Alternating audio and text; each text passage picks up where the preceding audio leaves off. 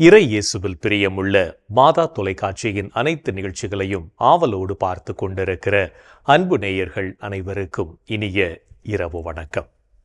இந்த நாள் முழுவதும் இறைவனின் அருளும் ஆசீரும் உங்களை நிறைவாக வழிநடத்தியதை உணர்ந்திருப்பீர்கள் என்று நம்புகிறேன். இன்றும் ஒரு அருமையான சிந்தனையைத்தான் நான் உங்களோடு பகிர்ந்து கொள்ள ஆசைப்படுகிறேன். கடவுளால் படைக்கப்பட்ட நாம் அனைவரும் மன நிறைவோடும் நிம்மதியோடும் வாழ வேண்டும் என்றுதான் விரும்புகிறோம். மன நிம்மதியோடு வாழ ஏராளமான காரணிகள் நமக்கு தடையாயிருக்கின்றன. அவற்றையெல்லாம் நாம் பட்டியலிட்டு பார்க்க வேண்டும். அப்போதுதான் அவைகளை நாம் களைந்தெறிந்து மகிழ்ச்சியான வாழ்க்கையை நம்மால் வாழ முடியும். இன்று நாம் பல்வேறு காரணங்களுக்கு அடிமைகளாயிருந்து நமது மன நிம்மதியை நாமே கெடுத்துக் கொள்கிறோம் என்பதுதான் உண்மை. நம்மில் சிலர் பொருட்களுக்கு அடிமைகளாயிருக்கிறோம், சிலர் பணத்திற்கு அடிமைகளாயிருக்கிறோம், இன்னும் சிலர் பதவிக்கும் புகழுக்கும் அடிமைகளாயிருக்கிறோம். இன்னும் வரிசையை நாம் அடுக்கிக் கொண்டே போகலாம். நாம் எதற்கு அடிமைகளாயிருக்கிறோம் என்று சிந்தித்து பார்த்து அதிலிருந்து விடுபட்டு நிம்மதியான வாழ்வு வாழவே இன்றைய நிகழ்வு நமக்கு அழைப்பு விடுகிறது. நம்மில் பலர் நம்முடன் வாழும் சக மனிதர்களின் ஏழ்மை நிலையை நினைத்து வருந்துகிறோம். உண்மையிலேயே அப்படி வருந்துபவர்களின் நிலைதான் வருத்தத்திற்குரியது என்றுதான் சொல்ல வேண்டும். எடுத்துக்காட்டாக, ஏசியில் வாழ்பவர்கள் மற்றவர்களை பார்த்து அவர்களுக்கு ஏசியில் வாழ வழியில்லையே என்று நினைத்து வருந்துகிறோம். ஆனால் அவர்கள் ஏசிக்கு அடிமையாகாமல் இயற்கையான காற்றை சுவாசித்து மகிழ்ச்சியோடு வாழ்கிறார்களே என்பதை நாம் புரிந்து கொள்வதில்லை.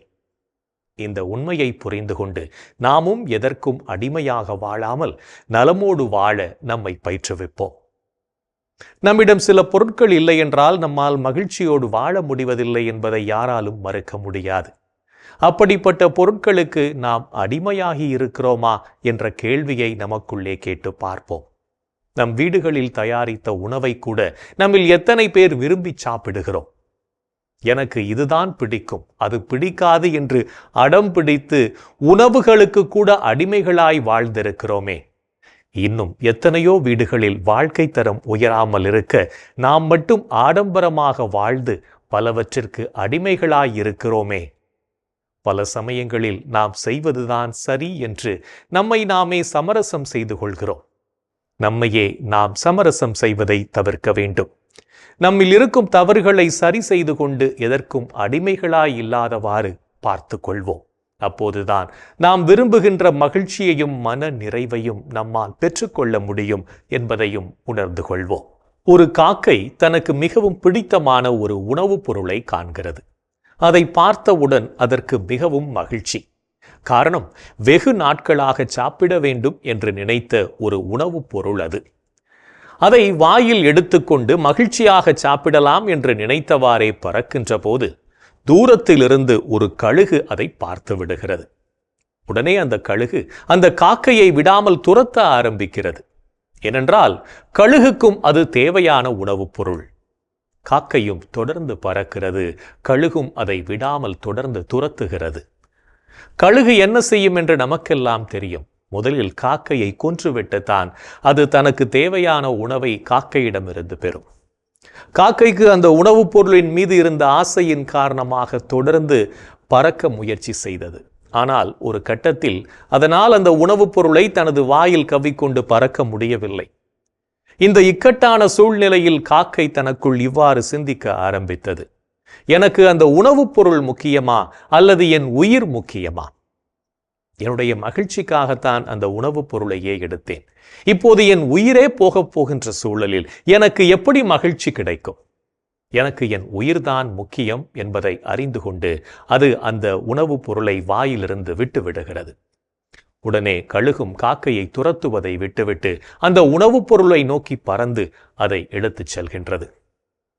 கழுகு என்னை துரத்தவில்லை, அந்த உணவுப் பொருளுக்காகத்தான் இந்நேரம் வரை என்னை துரத்தி இருக்கின்றது என்பதை காக்கை புரிந்து கொண்டு தப்பித்தோம் பிழைத்தோம் என்று ஏக்க பெருமூச்சு விட்டது. காக்கை அந்த உணவுப் பொருளை பற்றி கொண்டதனால்தான் துன்பத்தை அனுபவித்தது.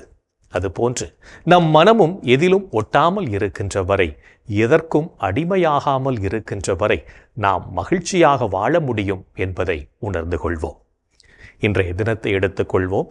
இந்த நாள் முழுவதும் நாம் பொருட்களுக்கும் பணத்திற்கும் அடிமைகளாய் வாழ்ந்தோமா என்று யோசித்து பார்ப்போம். மேலும் இந்த நாளில் நமது செயல்பாடுகள் எப்படிப்பட்டதாக இருந்தது என்று நம்மையே நாம் கேட்டு பார்ப்போம்.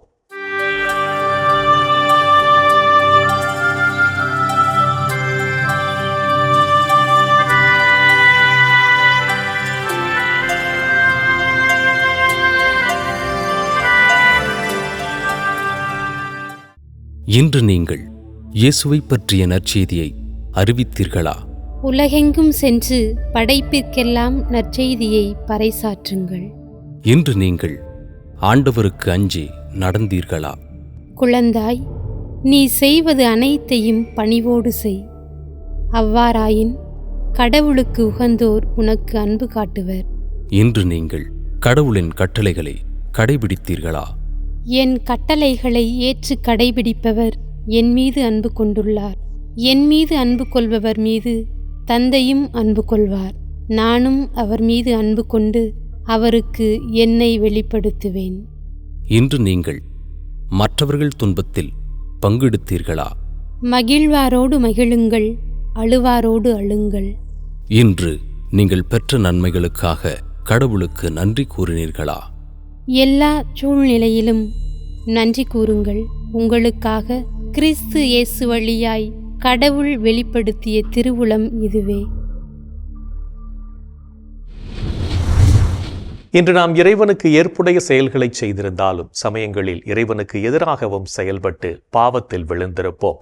அத்தகைய தருணங்களுக்காக மனம் வருந்தி மன்னிப்பு கேட்டு மனத்துயர் மன்றாட்டை ஜெபிப்போம்.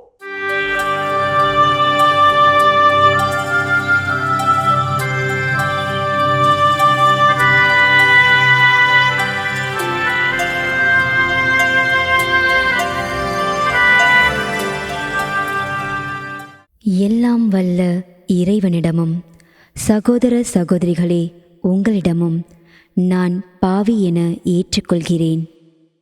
ஏனெனில் என் சிந்தனையாலும் சொல்லாலும் செயலாலும் கடமையில் தவறியதாலும் பாவங்கள் பல செய்தேன். என் பாவமே, என் பாவமே, என் பெரும் பாவமே. ஆகையால் எப்போதும் கன்னியான புனித மரியாவையும் வானதூதர் புனிதர் அனைவரையும் சகோதர சகோதரிகளே உங்களையும் நம் இறைவனாகிய ஆண்டவரிடம் எனக்காக வேண்டிக்கொள்ள மன்றாடுகிறேன். ஆமேன். மனத்துயர் மன்றாட்டை ஜெபித்ததன் வழியாக இறைவன் நம் பாவங்களை மன்னித்து நம் ஒவ்வொருவரையும் அவருடைய சொந்த பிள்ளைகளாக ஏற்றுக்கொள்வார் என்ற நம்பிக்கையோடு இறை வேண்டலில் இணைவோம்.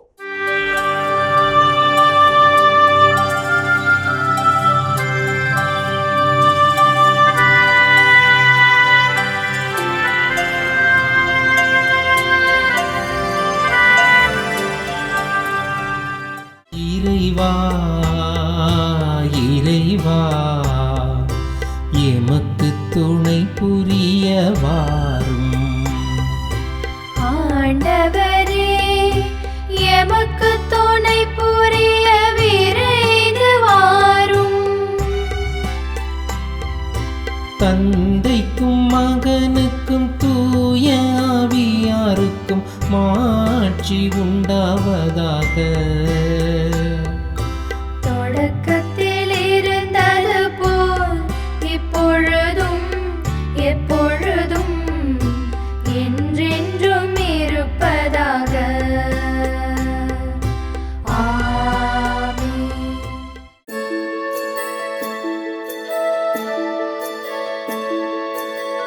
போயது பொழுது புகுந்தது இரவு, தூயனை உனது பொன்னடி தொழுது. நேயமையெல்லாம் ஏதமும் நீக்கி நீயமையாண்டு காத்தருளையா. கனவுகள் துயில் வழி காணுதல் வேண்டாம், கனவிருள் பூதமும் கண்ணுரள் வேண்டாம். சினமுறு பகைவர் முரணலாம் வெல்வார், ஈனமும் உடலில் அணுகிடாது அருள்வார். ஆதி இதயம் தந்தாய் அருள் புரிவீரே அமலன மகனே அருள் புரிவீரே ஜோதியே உருவாம் தூய ஆவியாரே தொழுதனம் உமதடி அருள் புரிவீரே ஆமென் ஆமென் ஆமென்.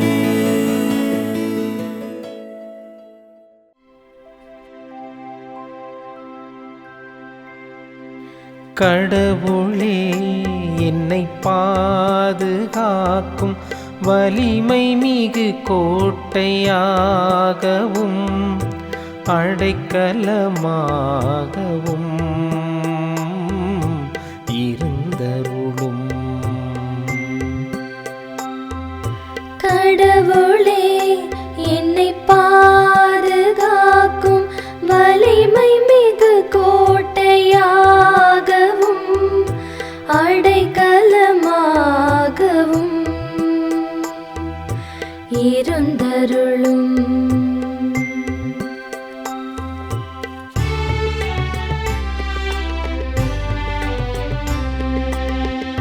ஆண்டவரே உம்மிடம் நான் அடைக்கலம் புகுந்துள்ளேன். ஒருபோதும் நான் வெட்கமடைய விடாதேயும். உமது நீதிக்கேற்ப என்னை விடுவித்தருளும். உமது செவிகளை என் பால் திருப்பியருளும். விரைவில் என்னை மீட்டருளும். எனக்கு அடைக்கலம் தரும் கற்பாறையாயிரும். வலிமை மிகு கோட்டையாய் நீரிருந்து என்னை பாதுகாத்தருளும். ஆம், நீர் என் கற்பாறையும் கோட்டையும் நீரே. உமது பெயரின் பொருட்டு எனக்கு வழிகாட்டி என்னை நடத்தியருளும். எனக்கென அவர்கள் விரித்துள்ள வலையிலிருந்து என்னை விடுவித்தருளும். ஏனெனில் நீரே எனக்கு அடைக்கலம். உமது கையில் என் உயிரை ஒப்படைக்கின்றேன். வாக்கு பிறழாத இறைவனாகிய ஆண்டவரே, நீர் என்னை மீட்டருளினீர். தந்தைக்கும் மகனுக்கும் தூய ஆவியாருக்கும் மாட்சி உண்டாவதாக. தொடக்கத்தில் இருந்தது போல் இப்பொழுதும் எப்பொழுதும் என்றென்றும் இருப்பதாக. ஆமென். கடவுளே என்னை பாதுகாக்கும் வலிமை மிகு கோட்டையாகவும் அடைக்கலமாகவும் இருந்தருளும். கடவுளே என்னை பாதுகாக்கும் வலிமை மிகு கோட்டையாகவும் அடைக்கலமாகவும் இருந்தருளும். ஆண்டவரே, ஆழ்ந்த துயரத்தில் இருக்கும் நான் உம்மை நோக்கி மன்றாடுகிறேன்.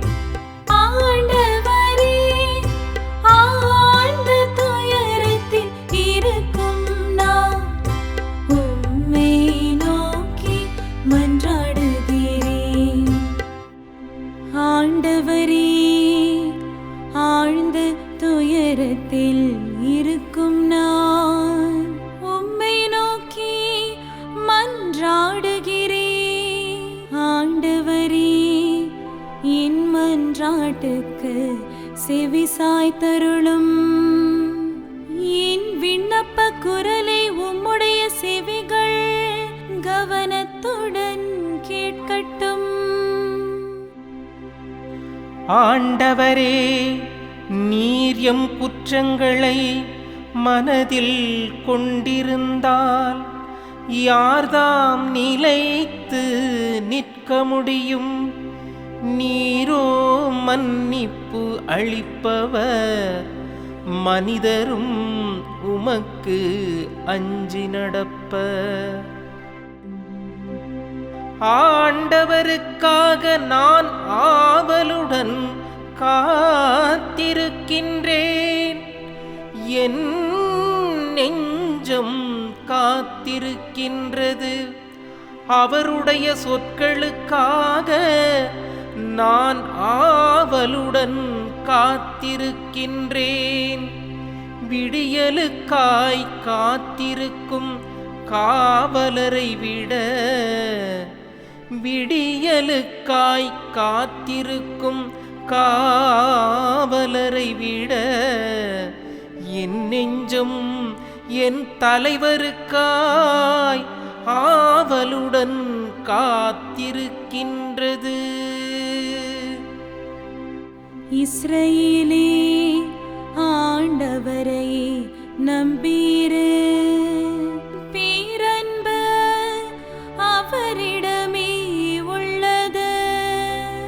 மிகுதியான மீட்பு அவரிடமே உண்டு. எல்லா தீவினைகளினின்றும் இஸ்ரவேலை மீட்பவர் அவரே. தந்தைக்கும் மகனுக்கும் தூய ஆவியாருக்கும் மாட்சி உண்டாவதாக. தொடக்கத்தில் இருந்தது போல் இப்பொழுதும் எப்பொழுதும் என்றென்றும் இருப்பதாக. ஆமென். ஆண்டவரே, ஆழ்ந்த துயரத்தில் இருக்கும் நான் உம்மை நோக்கி மன்றாடுகிறேன். ஆண்டவரே, ஆழ்ந்த துயரத்தில் இருக்கும் நான் உம்மை நோக்கி மன்றாடுகிறேன். இறைவனின் உடனிருப்பு இந்த இரவு பொழுதிலும் நம்மை பாதுகாத்து வழி நடத்தும் என்ற நம்பிக்கையை இறை வேண்டலின் வழியாக பெற்றுக்கொண்ட நாம் இப்போது நாளைய நற்செய்தி வாசகத்திற்கு செவிமடுப்போம்.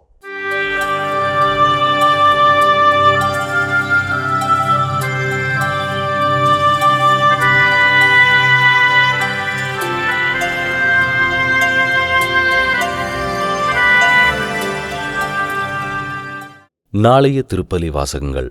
முதல் வாசகம் இறைவாக்கினர் எரேமியா நூலிலிருந்து வாசகம். அதிகாரம் 7, இறை வார்த்தைகள் 23 முதல் 28 வரை. பதிலுரை பாடல். திருப்பாடல் அதிகாரம் 95, இறை வார்த்தைகள் 1 முதல் 2 மற்றும் 6 முதல் 9 வரை. லூக்கா எழுதிய தூய நற்செய்தியிலிருந்து வாசகம். அதிகாரம் 11, இறை வார்த்தைகள் 14 முதல் 23 வரை. ஒருநாள் இயேசு பேச்சிழந்த ஒருவரிடமிருந்து பேயை ஓட்டினார். பேய் வெளியேறவே பேச்சற்ற அவர் பேசினார். கூட்டத்தினர் வியந்து நின்றனர். அவர்களுள் சிலர், பேய்களின் தலைவனாகிய பெயல்செபூலை கொண்டே இவன் பேய்களை ஓட்டுகிறான் என்றனர். வேறு சிலர் அவரை சோதிக்கும் நோக்குடன் வானத்திலிருந்து ஏதேனும் ஒரு அடையாளம் காட்டுமாறு அவரிடம் கேட்டனர். இயேசு அவர்களுடைய சிந்தனைகளை அறிந்து அவர்களிடம் கூறியது, தனக்கு எதிராக தானே பிளவுபடும் எந்த அரசும் பாழாய் போகும். அவ்வாறே பிளவுபடும் வீடும் விழுந்துவிடும். சாத்தானும் தனக்கு எதிராக தானே பிளவுபட்டு போனால் அவனது அரசு எப்படி நிலைத்து நிற்கும்? பெயல்செபூலை கொண்டு நான் பேய்களை ஓட்டுகிறேன் என்கிறீர்களே. நான் பெயல்செபூலை கொண்டு பேய்களை ஓட்டுகிறேன் என்றால் உங்களைச் சேர்ந்தவர்கள் யாரைக் கொண்டு பேய் ஓட்டுகிறார்கள்? ஆகவே உங்கள் கூற்று தவறு என்பதற்கு அவர்களே சாட்சிகள். நான் கடவுளின் ஆற்றலால் பேய்களை ஓட்டுகிறேன் என்றால் இறையாட்சி உங்களிடம் வந்துள்ளது அன்றோ? வலியவர் ஆயுதம் தாங்கி தம் அரண்மனையை காக்கிறபோது அவருடைய உடைமைகள் பாதுகாப்பாக இருக்கும். அவரை விட மிகுந்த வலிமையுடையவர் ஒருவர் வந்து அவரை வென்றால் அவர் நம்பியிருந்த எல்லா படைக்கலங்களையும் பறித்துக் கொண்டு கொள்ளைப் பொருளையும் பங்கிடுவார். என்னோடு இராதவர் எனக்கு எதிராக இருக்கிறார். என்னோடு இணைந்து கூட்டிச் சேர்க்காதவர் சிதறடிக்கிறார்.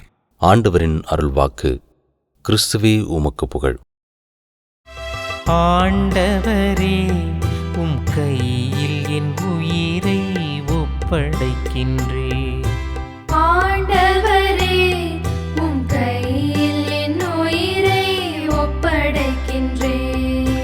உண்மையின் ஆண்டவராகிய கடவுளே, எம்மை மீட்டவர் நீரே. ஆண்டவரே, உம் கையில் என் உயிரை ஒப்படைக்கின்றேன். தந்தைக்கும் மகனுக்கும் தூய ஆவியாருக்கும் மாட்சி உண்டாவதாக. ஆண்டவரே, உம் கையில் என் உயிரை ஒப்படைக்கின்றேன். நாம் கடவுளை அன்பு செய்து வாழவும் அவரைப் போலவே மற்றவர்களையும் மனதார அன்பு செய்யவும் அழைப்பு விடுக்கும் இயேசுவின் குரலுக்கு செவிமடுத்து வாழ்வோம் என்ற சிந்தனையோடு சிமியோன் பாடலில் இணைவோம்.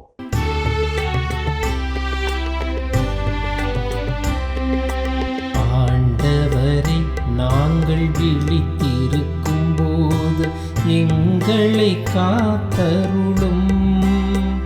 நாங்கள் தூங்கும் போது எங்களை பாதுகாத்தருளும். இதனால் கிறிஸ்துவோடு விழித்திருந்து அவரோடு அமைதியில் இளைப்பாறுவோம். ஆண்டவரே, நாங்கள் விழித்திருக்கும் போது எங்களை காத்தருளும். நாங்கள் தூங்கும் போது எங்களை பாதுகாத்தருளும். இதனால் கிறிஸ்துவோடு விழித்திருந்து அவரோடு அமைதியில் இளைப்பாறுவோம். சிமியோன் பாடல். ஆண்டவரே, உமது சொற்படி உம் அடியான் என்னை இப்போது அமைதியுடன் போகச் செய்கிறீர். ஏனெனில் மக்கள் அனைவரும் காணுமாறு நீர் ஏற்பாடு செய்துள்ள உமது மீட்பை என் கண்கள் கண்டுகொண்டன. இம்மீட்பே பிற இனத்தாருக்கு வெளிப்பாடு அருளும் மொழி. இதுவே உம் மக்களாகிய இஸ்ரவேலுக்கு பெருமை. இஸ்ரவேலுக்கு பெருமை. தந்தைக்கும் மகனுக்கும் தூய ஆவியாருக்கும் மாட்சி உண்டாவதாக. தொடக்கத்தில் இருந்தது போல் இப்பொழுதும் எப்பொழுதும் என்றென்றும் இருப்பதாக. ஆமென். ஆண்டவரை நாங்கள் விழித்திருக்கும் போது எங்களை காத்தருளும். நாங்கள் தூங்கும் போது எங்களை பாதுகாத்தருளும். இதனால் கிறிஸ்துவோடு விழித்திருந்து அவரோடு அமைதியில் இளைப்பாறுவோம். ஆண்டவரே, நாங்கள் விழித்திருக்கும் போது எங்களை காத்தருளும். நாங்கள் தூங்கும் போது எங்களை பாதுகாத்தருளும்.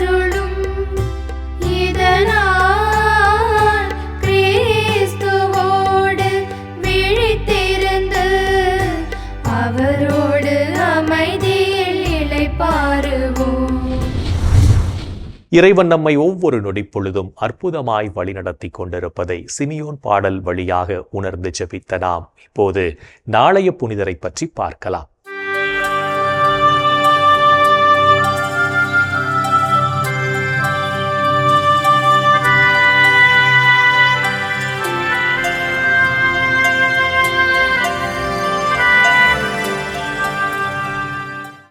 மார்ச் 12 புனித செராஃபினா. இத்தாலி நாட்டிலுள்ள துஸ்கானியாவில் ஏழ்மையான குடும்பத்தில் கிபி 1238ஆம் ஆண்டு பிறந்தார் செராஃபினா. ஆண்டவர் இயேசுவிடம் பக்தியோடிருந்த செராஃபினா சிறுவயதில் தன் தந்தையினை இழந்து தாயாரால் வளர்க்கப்பட்டார். அழகு நிறைந்தவராக காணப்பட்ட செராஃபினா தன் இளம் வயதில் உடல் நலிவுற்று படுத்த படுக்கையானார். தன் நோயினை ஆண்டவரிடம் அர்ப்பணித்து இவ்வுலகப் பாவங்களுக்காக செபித்த செராஃபினா தன் தாயாரை இழந்து தனிமையானார். படுத்த படுக்கையில் எழமுடியாமல் கிடந்த செராஃபினா தன் தோழியான பெல்டியா உதவியோடு வாழ்ந்து வந்தார். நோயினால் துன்புற்ற போதிலும் மக்களின் பாவங்களுக்காக செபித்த இவருக்கு புனித பெரிய கிரகோரியார் காட்சியளித்து ஆறுதல் கூறி இவரது இறப்பினை முன்னறிவித்தார். சிறுவயது முதல் நோயினால் துன்புற்று வாழ்ந்த செராஃபினா கிபி 1253ஆம் ஆண்டு மார்ச் 12ஆம் நாள் தன் 15வது வயதில் விண்ணக வாழ்வு பெற்றார். தன் வாழ்நாள் முழுவதும் படுக்கையில் இருந்தபடியே இவ்வுலக மக்களுக்காக ஆண்டவரிடம் செபித்த செராஃபினாவை திருச்சபை புனிதராக உயர்த்தியது. புனித செராஃபினா திருவிழாவினை கொண்டாடுகின்ற நாம் இன்று படுக்கையில் துன்புறுகின்ற குழந்தைகளின் நோய்கள் நீங்கி குணம் பெற வேண்டும் என்று ஆண்டவரிடம் ஜெபிப்போம்.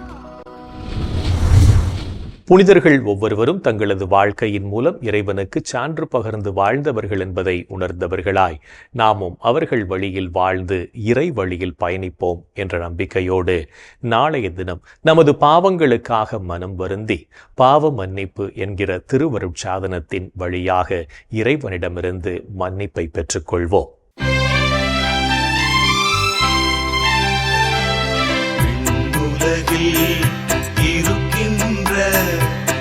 எங்கள் தந்தையே, உமது பெயர் தூயதென போற்றப் பெறுக. உமது ஆட்சி வருக.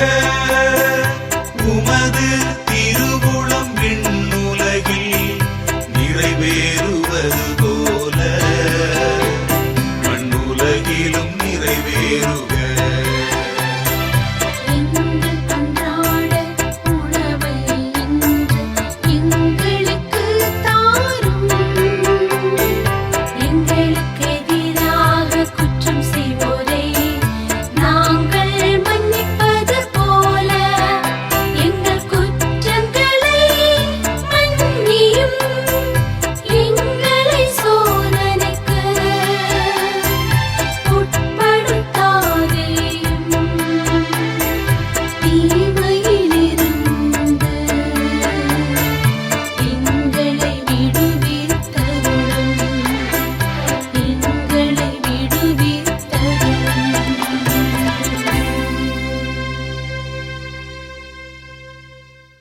என் அன்புக்குரிய சகோதர சகோதரிகளே, கடவுளின் அற்புதமான செயல்களை எல்லாம் நாம் இந்த நாளிலே பெற்றிருக்கிறோம்.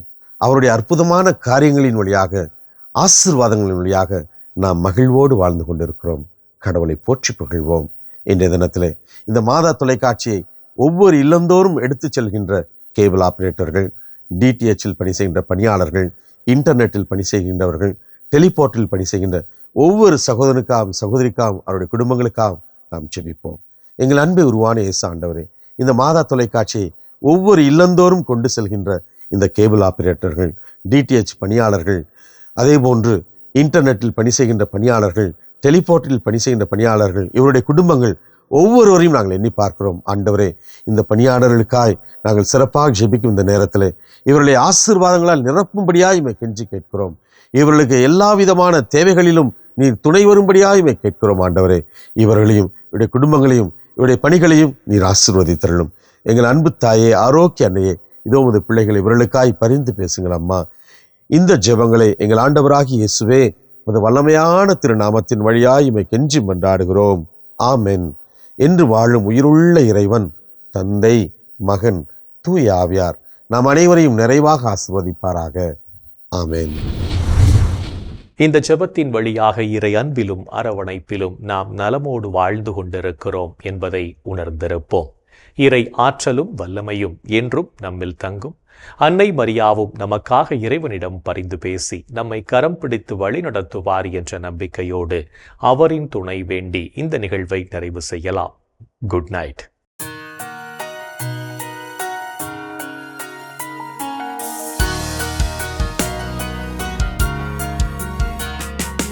வானகம் ஆளும் அரசி வாழ்க, வானவர் அனைவரின் தலைவியே வாழ்க, இசையின் வேரே உலகில் பேரொளி உதயம் ஆகிய வாயிலை வாழ்க.